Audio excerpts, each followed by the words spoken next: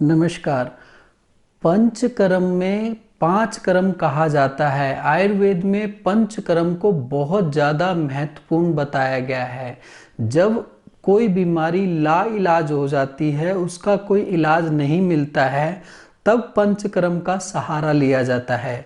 पंचकर्म से क्या फायदा होता है मैं ये बता देता हूँ आपको कि जो बीमारी उत्पन्न आपके शरीर में हो रही है, चाहे वो रस रक्त धातुओं में हो रही है या आपके अंदरूनी शरीर के अंगों में हो रही है, उसका कारण चाहे दोष हो, दोष में होता है वात पित्त कफ आदि, या उसका कारण आपके शरीर में विषैले पदार्थों का जमा हो जाना, चाहे वो बैक्टीरिया के कारण हो, चाहे वो वायरस के कारण हो, चाहे वो फंगस के कारण हो, जो आपके शरीर में प्रवेश कर जाए और तरह तरह की बीमारियों को उत्पन्न करे, फिर दवाइयों से उसका सहारा उसको पूरी तरह से ठीक ना किया जा सके, तब पंचकर्म का सहारा लिया जाता था। इससे क्या किया जाता था कि इसमें पांच कर्म करे जाते हैं। चरक जी जब थे, चरक महर्षि, उस समय में पांच कर्म को कैसे बताया गया है। वमन कर्म, कई जड़ी बूटियों से काढ़ा बना के या तेल आदि बना के या घी आदि बना के रोगी को पिलाया जाता था। उससे उनको वमन की इच्छा होती थी, उल्टी आती थी, उससे उनकी बीमारी निकल जाती थी। ये कर्म क्या किया जाता था, यहाँ से लेके जो हमारा आमाशय है वहां से लेके गले तक की कोई भी बीमारी के लिए वमन क्रिया को करवाया जाता था। अब इसमें क्या आता है कि आहार नली, फेफड़े, ये सब आ जाते हैं। अब इसके बाद आ जाता है हमारा विरेचन। विरेचन क्रम में क्या होता था कि आमाशय से नीचे हमारे जो भी अंग आते हैं, जैसे आंतड़ियां हो गई, छोटी बड़ी आंतड़ियां, मलाशय हो गया और लीवर वगैरह, इनमें जो बीमारियां उत्पन्न हो जाती है, उसमें विरेचन क्रम किसी औषधियों से काढ़ा आदि, तेल आदि या घृत आदि का इस्तेमाल करवा के रोगी को मलाशय से दस्त लगाए जाते थे, जिससे कि रोग उसका दूर हो जाता था। इसे विरेचन क्रम कहा जाता है। तीसरा आ जाता है नस्य क्रम। नस्य क्रम क्या होता है कि यहाँ से जो ऊपर के हमारे अंग हैं, चाहे वो बाल है, आंख है, दिमाग है, कान है, नाक है, मुंह है, इनमें जो बीमारियां उत्पन्न हो जाती है उसके दूर करने के लिए नस्य कर्म किया जाता है। उसमें विशेष औषधियों का तेल आदि या काढ़ा आदि नाक में डाला जाता है और उससे बीमारी को दूर किया जाता है।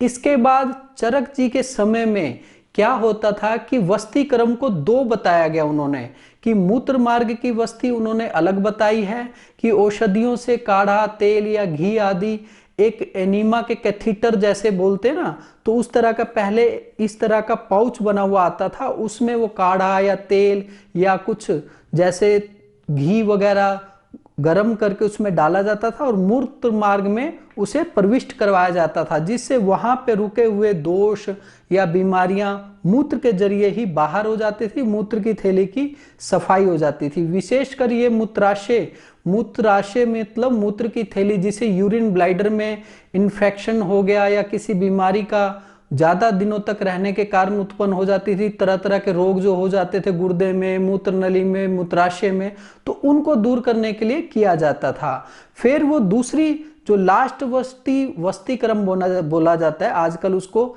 एनीमा का नाम दिया जाता है, वो गुदा द्वार में एनीमा दिया जाता था, जिसे हम वस्ती क्रम बोलते हैं।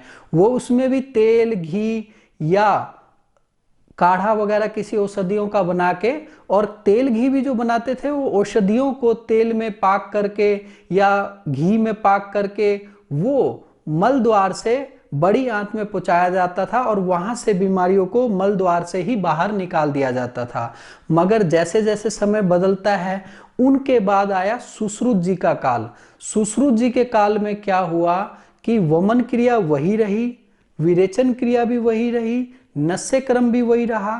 जो चरक जी ने दो वस्ती क्रम बताए थे ना, उत्तर वस्ती और मलाशय वाली वस्ती, मूत्र मार्ग वाली वस्ती और मलाशय वाली, तो इन्होंने क्या करा कि दोनों वस्ती को एक ही गिन दिया कि वस्ती क्रम होगा, एनीमा होगा तो वो चाहे गुदाद्वार से करें चाहे मूत्र मार्ग से करें, बात तो एक ही है, वस्ती क्रम एनीमा एक ही होगा।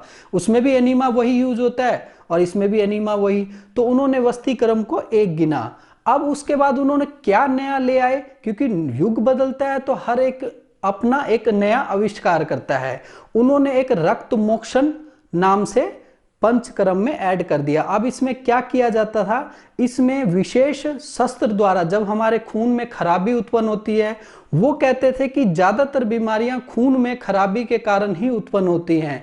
चाहे खून अपने आप कभी दूषित नहीं होता, चाहे उसे वात पित्त कफ करे, वायरस करे, बैक्टीरिया करे, फंगस करे या विषैले पदार्थ करे, तो उससे तरह तरह की बीमारियां उत्पन्न हो जाती थी। तो वो क्या कहते थे, जैसे शाइटिका हो जाता है, यहां से नीचे नर्व जाती है तो उसमें बहुत दर्द होता है, तो क्या करते थे, पंजे के पास जो नस आ रही होती है उसमें थोड़ा सा कट लगा देते थे विशेष अस्त्र से, उससे गंदा खून बाहर निकल जाता था। फिर विशेष दवाइयों से तैयार लेप जब साफ खून आने लग जाता था उसके ऊपर लगा देते थे, जिससे कि वो कट बिल्कुल ठीक हो जाता था और खून बिल्कुल साफ अपना दौरा करने लग जाता था और रोगी बिल्कुल स्वस्थ हो जाता था, उसका दर्द बिल्कुल खत्म हो जाता है। आज भी बहुत ऐसे डॉक्टर आदरणीय हैं जो पछने के रूप में इसका इस्तेमाल करते हैं, वो आपको बहुत जगह पे मिल जाएंगे। उसके बाद उसी रक्त मोक्षण में एक और नई थेरेपी आ गई, लीच थेरेपी, जिसे हम जलोका विधि बोलते हैं। जलोका विधि से क्या होता था कि जोंक को आपके शरीर में जहां जहां रोग उत्पन्न होते हैं उस जगह पे जोंक को लगाया जाता है। फिर जब वो गंदा खून चूस लेते हैं जोंक, जिसे लीच कहा जाता है, फिर उसे हटा दिया जाता है। रक्त मोक्षण में भी अब तीसरी चीज और इस्तेमाल होती है जो कि बोला जाता है सिंगी लगाना। कई जगह आप देखेंगे कि जहां घुटनों में दर्द हो जाता है या तरह तरह के रोग, गठिया वगैरह में जब घुटने इतने सूज जाते हैं, रोगी बहुत परेशान हो जाता है, तो उस जगह से क्या होता है, मवाद और गंदा खून, सिंगी एक पहले क्या इस्तेमाल किया जाता था कि जो हिरन के सिंग होते थे या इस तरह के छोटे जानवरों के सिंग होते थे, उसकी विशेष करके सफाई करके और उसको उस जगह पे लगा के ऊपर से चूसा जाता था, सिंगी बोला जाता है इससे, और उसमें से मवाद वगैरह निकलती थी, खून वगैरह निकलती थी, तो उसे साफ कर दिया जाता था। ये सिंगी कर्म होता है। ये सब आ जाता है रक्त मोक्षण में। तो यानी कि कहने का मतलब उसके बाद अब यही चलती आ रही है प्रथा कि पंचकर्म में 5 कर्म इस्तेमाल हो रही है। अभी भी नया कुछ नहीं आया है, और अभी भी वमन, विरेचन, नस्य कर्म, वस्ति कर्म, रक्त मोक्षण ये अभी चल रहा है। तो मैं इस वीडियो में देखिए पूरा अभी इतना सही बताने में मुझे कितना समय लग गया, तो जानिए कि मैं पूरा अगर डिटेल से बताऊंगा तो बहुत समय लग जाएगा।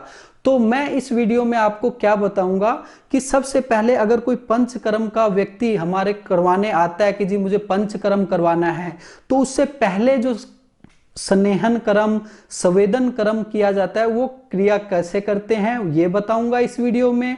किस व्यक्ति को पंचकर्म करवाना चाहिए, किस व्यक्ति को पंचकर्म नहीं करवाना चाहिए, इस वीडियो में ये बताऊंगा। पंचकर्म के दौरान हमें क्या खाना फायदेमंद होगा और क्या खाना फायदेमंद नहीं होगा ये बताऊंगा, क्योंकि अगर अलग अलग से सभी वमन क्रिया, विरेचन आदि क्रिया, जो सारे पंचकर्म की क्रिया मैं अलग से वीडियो बना के आपको बताता रहूंगा कि कौन सा कर्म किस किस बीमारियों में किया जाता है। फिलहाल इस वीडियो में मैं आपको इतना ही बताऊंगा ताकि आपको ज्यादा से ज्यादा जानकारी मेरे माध्यम से आप तक पहुंच सके। सबसे पहले तो ये बता दूं कि सभी व्यक्ति को 5 कर्म नहीं बताए जाते। आपने मेरे को शुरू से ही सुना है, शुरू से आप देखते होंगे मैं उपचार बताता हूं, तो कई उपचारों में क्या होता है कि नाक में डालने वाली औषधि बताता हूं, वो नस्य कर्म कहा जाता है। कई उपचार में मैं आपको सिकाई वाली, मालिश वाली बताता हूं, स्वेदन और स्नेहन कर्म कहा जाता है। तो कहने का मतलब ये है कि हर व्यक्ति को उसके शरीर के अनुसार, अगर ताकतवर व्यक्ति है तो उसे पंचकर्म किया जाता है। छोटे बच्चे हैं या बूढ़े व्यक्ति हैं या गर्भवती महिलाएं हैं या मान लीजिए ज़्यादा बहुत कमज़ोर व्यक्ति है, उनको पंचकर्म नहीं किया जाता है। और इसके बाद भी क्या देखा जाता है कि हर व्यक्ति को जरूरी नहीं है कि 5 कर्म करवाने जरूरी हैं। किसी का अगर मान लीजिए गले से ऊपर का रोग है, उसे शरीर में कहीं रोग है ही नहीं, तो जरूरी थोड़ा उसको पंचकर्म करवाया जाएगा, कोई जरूरत नहीं। उसे सिर्फ नस्य कर्म करवा ले, वो एक कर्म करवा के ही अपने रोग को पूरी तरह से मुक्त कर सकता है। इसी तरह मान लीजिए किसी को सिर में और पेट तक गले से लेके पेट तक की बीमारी है तो उसको 3 कर्म निर्धारित किए जाते हैं। जैसे मान लीजिए नस्य कर्म करवा दिया, वमन कर्म करवा दिया, इसी तरह उसको जो विरेचन कर्म करवा दिया और एक वस्ती कर्म करा दिया। इसमें 4 कर्म में ही काम पूरी तरह से उनका ठीक हो जाएगा और बिल्कुल पूरी तरह से स्वस्थ हो जाएंगे। कहने का मतलब, इतना समझाने का यही है कि हर व्यक्ति को जरूरी नहीं है कि पंचकर्म करवाना। हो सकता है वो 1 कर्म करवाने से ठीक हो जाए, हो सकता है दूसरा व्यक्ति 2 कर्म करवाने की जरूरत पड़े, तीसरे व्यक्ति को 3 कर्म, या चौथे व्यक्ति को 4 कर्म, या 5वें व्यक्ति को 5 कर्म, या छठे व्यक्ति को 5 कर्म करवाने की जरूरत पड़े। कहने का मतलब यही है कि हर व्यक्ति की अपनी तासीर के अनुसार, वात पित्त कफ जो होता है, या शनिपात वाला शरीर होता है, या द्वंद्व दोष वाला, 2 दोषों वाला शरीर है, उसके अनुसार रोगी को देखा जाता है। उसके अनुसार, बीमारी के अनुसार, बीमारी की किस तरह की स्थिति है, बीमारी किस तरह की है, उससे जो वैद्य गण होते हैं वो अपनी जो समझ से तैयार करते हैं कि इनको कौन सा कर्म इनके लिए बहुत ज्यादा जरूरी है, उस कर्म को करवा के पूरी तरह से रोग मुक्त कैसे हो सकते हैं। अब ये बात शुरू हो गई कि जी पंचकर्म क्या जाते साथ कर देते हैं वैद्य या डॉक्टर? नहीं, पहले, उससे पहले पूरी तरह से शरीर में आपके चिकनाहट होनी चाहिए, जिसे ऑयलेशन कहा जाता है, या हम सब स्नेहन कर्म कहते हैं। उसे कुछ दवाइयों से तैयार किया हुआ तेल रोगी को पूरे शरीर पे मालिश किया जाता है, या मान लीजिए उसका वात प्रकृति वाला शरीर है तो उसको मालिश के साथ साथ पिलाया भी जाता है। इसी तरह अगर उसको पित्त से संबंधित दोष है तो उसमें भी उनको तेल पिलाया भी जाता है और शरीर पे जगह जगह मालिश भी करी जाती है। मगर ये उस रोगी के रोग पर निर्धारित किया जाता है कि क्या उसको स्नेहन कर्म मालिश योग्य है या पिलाने लायक है। जरूरी नहीं है कि सभी रोगी को पिलाना और मालिश करना जरूरी है, नहीं। अगर उसके शरीर में अंदर खुश्की नहीं है तो उस रोगी को अंदर पिलाया नहीं जाता है। अगर उसके शरीर में मालिश की जरूरत नहीं है तो उसको स्नेहन कर्म नहीं करवाया जाता है। अब इसी तरह कई रोगों में, ज्यादातर रोगों में संवेदन कर्म किया जाता है, जिससे कि भाप के द्वारा या अन्य तरीके बहुत होते हैं जिसके द्वारा शरीर में पसीना लाया जाता है, जिससे पसीने के रास्ते शरीर से दोष निकल जाएं और जो हमारा संक्रमण है वो पूरी तरह से निकल जाया करे। या जो हम पंचकर्म करने जा रहे हैं तो मालिश करने से और स्वेदन कर्म करने से दोष हमारे बहुत हल्के पड़ जाते हैं, कमजोर पड़ जाते हैं, रोग हमारे कमजोर पड़ जाते हैं। जब पंचकर्म किया जाता है वो आसानी से चले जाते हैं। जैसे कैसे, अगर कोई पिता से कुछ मांगता है तो पिता अगर उसके लायक वो चीज नहीं होती तो कैसे डांट देता है कि हाँ तेरे को ये नहीं दिलवाऊंगा या तेरे को ये लेना नहीं है, तो पुत्र उसी तरह कहता है कि नहीं, मान जाता है कि मुझे नहीं चाहिए। और उसी तरह दोष बीमारियां भी होती है, जब तक उसे स्नेहन स्वेदन कर्म नहीं किया जाता वो पूरी तरह से ढीले नहीं पड़ते, कमजोर नहीं पड़ते, वो अड़े रहते हैं एकदम। तो अड़े हुए में कैसे आप उसको निकाल दोगे? तो इसीलिए उसको क्या किया जाता है, पहले उसको शांत किया जाता है, उसको नरम किया जाता है, उसको कमजोर किया जाता है, फिर शरीर को पंचकर्म के रास्ते शरीर को, दुख को बाहर निकाल दिया जाता है ताकि किसी तरह से रोगी को कोई नुकसान ना हो सके। अब मैं आपको पंचकर्म से क्या लाभ होते हैं ये बताता हूँ। सबसे पहले तो मैं आपको बता दूं, चाहे आपकी बीमारी मानसिक है जो कि दिमाग से संबंधित रखती है, या शारीरिक है, शरीर में कहीं भी उत्पन्न है और वो दवाई से काबू नहीं आ रही, तो उसे पंचकर्म द्वारा ठीक किया जा सकता है। चाहे वो दोष के कारण हो, चाहे खून की खराबी के कारण हो, चाहे आपको वो बैक्टीरिया वायरस के कारण हो, चाहे विषैले पदार्थ के कारण हो, किसी भी तरह से अगर आपको संक्रमण हो रहा है तो उसे पंचकर्म द्वारा ठीक किया जा सकता है। दूसरा फायदा यह है कि पंचकर्म करवाने के बाद शरीर में इम्यून सिस्टम बढ़ जाता है, जिससे क्या होता है, शरीर निरोग रहता है, लंबे समय तक निरोग रहता है। और जिन लोगों को इम्यून सिस्टम में गड़बड़ी के कारण तरह तरह की रोग उत्पन्न हो रहे हैं तो उसे ऑटो इम्यून डिजीज कहा जाता है। तो उन लोगों का ये इम्यून सिस्टम ठीक हो जाता है और वो काफ़ी ज़्यादा अपने आप को स्वस्थ महसूस करते हैं। अगला फ़ायदा क्या है? अगला फ़ायदा ये है कि जैसे जैसे हमारी उम्र बढ़ती है वैसे वैसे हमारे चेहरे पे, शरीर पे प्रभाव उम्र का दिखने लग जाता है। कई लोगों को तो उम्र कम होती है मगर वो ज़्यादा उम्र के दिखते हैं। तो पंचकर्म एक रसायन का काम करता है जिससे बढ़ती उम्र का प्रभाव आपके चेहरे पर व शरीर पर नहीं पड़ता है और आप ज़्यादा समय तक जवान बने रहते हैं। अब पंचकर्म करवाते समय हमें किन बातों का ध्यान रखना चाहिए कि क्या हमें खाना चाहिए क्या नहीं, तो ये बताता हूँ कि पंचकर्म जब आप करवा रहे हो, कहीं भी करवा रहे हो, तो उस समय आपको वो एक डाइट चार्ट देते हैं कि आपने यही खाना है। ज़्यादातर क्या होता है, बिल्कुल हल्का खाना कर देते हैं जिसमें हरी साग सब्जियों का सूप होता है। गर्म पानी कहते हैं, जब भी आप पिए गर्म पानी पिए। जब भी आपने नहाना है गर्म पानी से नहाना है, आपने सिंपल पानी से नहीं नहाना है। उस समय आप जब भी पंचकर्म करवाने जाएं तो अपना मोबाइल घर पे छोड़ के जाएं कि आपको कोई डिस्टर्ब ना करे, ताकि आप मानसिक तनाव वहाँ पे महसूस ना करें और आपका रोग जड़ से ठीक होने में आपकी बहुत ज़्यादा मदद करे। फल फ्रूट उस समय कहते हैं खाने के लिए बहुत फायदेमंद है। शहद का इस्तेमाल कहते हैं, बहुत सी बीमारियों में दूध के साथ घी का इस्तेमाल भी, हल्का सा घी का गाय का इस्तेमाल कहते हैं करने के लिए। दलिया हो गया, खिचड़ी हो गया, मतलब बिल्कुल प्राकृतिक चीज़ों पे आपको रहने के लिए कहा जाता है ताकि आप जल्दी से जल्दी बिल्कुल स्वस्थ महसूस करें और अपने आप को पहले जैसा जवान महसूस कर सकें। पंचकर्म के दौरान फल फ्रूट का जूस, भीगे हुए मेवे का इस्तेमाल आप कर सकते हैं, वो भी थोड़ी मात्रा में, ज़्यादा मात्रा में नहीं। दूध का, गाय के दूध का इस्तेमाल करना भी फायदेमंद होता है। गाय के दूध में बना के खीर भी बनती है जो चावल डाल के, वो भी आपके लिए इस्तेमाल करना काफ़ी फायदेमंद है।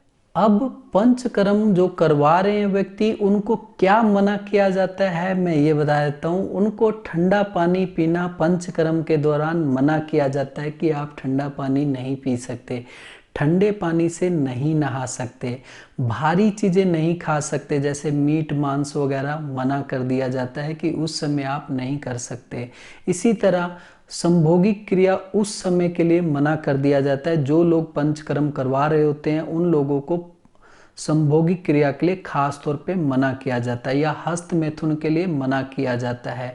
इसी तरह उनको कहा जाता है कि जी आप तनाव ना रखें, तनाव से दूर रहें, रात में ज़्यादा देर तक ना जागें और दिन में ज़्यादा ना सोएं। ज़रूरत से ज़्यादा मात्रा में एक्सरसाइज भी उस समय मना कर दिया जाता है। अब मैं आपको ये बताता हूँ कि किन लोगों को पंचकर्म खास तौर पे मना करा गया है कि इन लोगों को पंचकर्म नहीं करवाना चाहिए। सबसे पहले तो बहुत छोटे बच्चे जो होते हैं, 15 साल से छोटे बच्चों को पंचकर्म नहीं करवाना चाहिए। जो बूढ़े लोग होते हैं, बूढ़े व्यक्ति होते हैं, उनको भी पंचकर्म मना कर दिया जाता है। जिन महिलाओं को मासिक धर्म के समय में पंचकर्म नहीं किया जाता है, पंचकर्म मना किया जाता है कि मासिक धर्म के समय आप पंचकर्म नहीं करवा सकते। या जो महिलाएं गर्भवती हैं वो महिलाएं पंचकर्म के योग्य नहीं होती।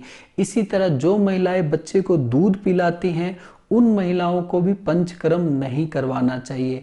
इसी तरह जिनको दिल की बीमारी रहती है वो भी पंचकर्म नहीं करवा सकते।